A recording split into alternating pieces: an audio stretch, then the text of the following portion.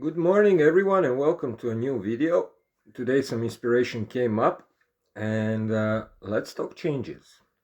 What, why, how, where, and for which reason.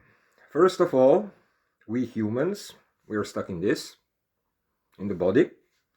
And body's natural response, physically, is inertia. Body likes to be lazy. Body likes the same environment. Body likes doing nothing. Body likes being dragged around. Kind of what we are being taught as kids. Our parents dragging us around, school dragging us around, and work letting us drag around. So, why did I pick this topic? I'm doing a great switch in my life, 3.5 to 4 months actually before it was supposed to happen. And yeah, I kind of don't have an issue with it because I'm used to frequent changes. I like frequent changes. I don't like to be stuck in the same place. But also, frequent changes generate inertia in that level, and then you're used to it. You want to switch all the time. Partners, jobs, thoughts, emotions, whatever the hell like brings you around. So, why this topic? Um, I've heard from many, like because we are taught to listen.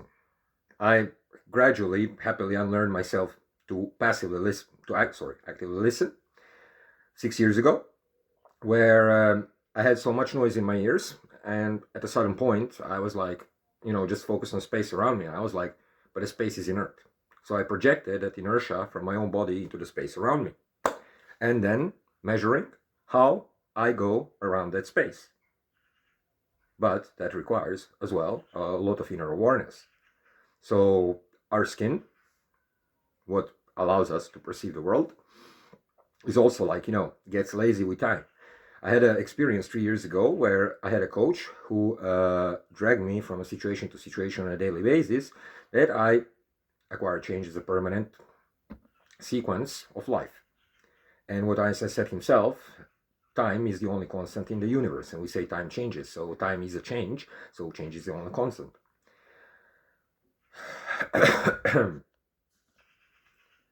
If you condone a lot of changes continuously, you will certainly desensitize with it for a while, and that will give you a great level of flexibility further in life. They also require a great deal of preparations. So before committing to a change, you have to know why, where do you want to go, how do you want to get there, what do you want to learn along the way.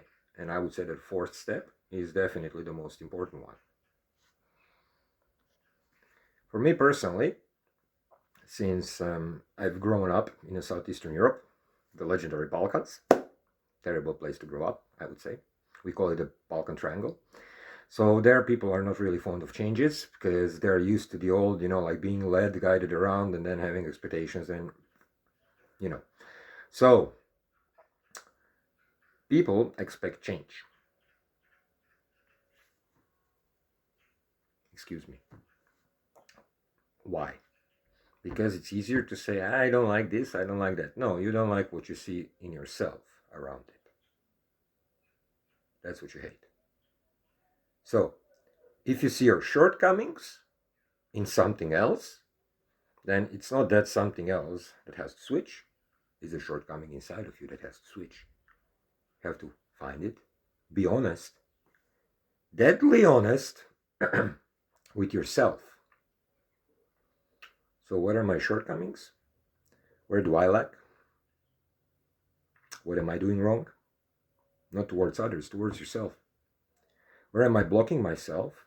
Which thought, which emotion, which words? Technically, the narrative that you give to yourself and to the world is what guides you, not what they built into you as a kid. If I went with the narrative when I was a kid, I would still be blaming, I don't know, government, aliens, Illuminati, my job, boss, whatever the hell. So everything starts from the narrative, from the talking. These are the first muscles that you move in your body. That's why people say, say affirmations and everything. This is the first that moves. And from that, the vibration of the muscles goes up, down, left, right, everywhere. Everywhere.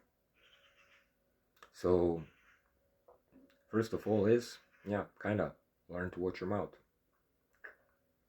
Don't say things twice if you don't want them to happen. Watch in which direction your narrative is going. And that's the beginning of every change. Simply.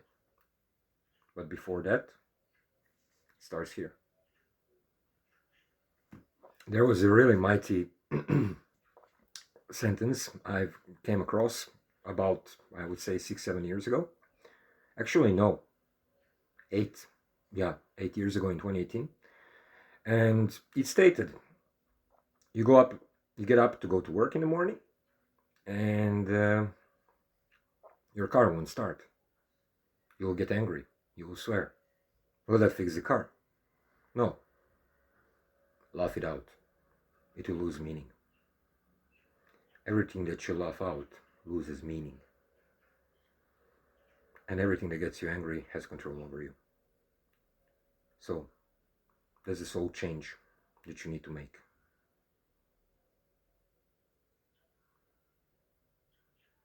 That's all. There is no more to that. Make a first step, everything else will go on its own.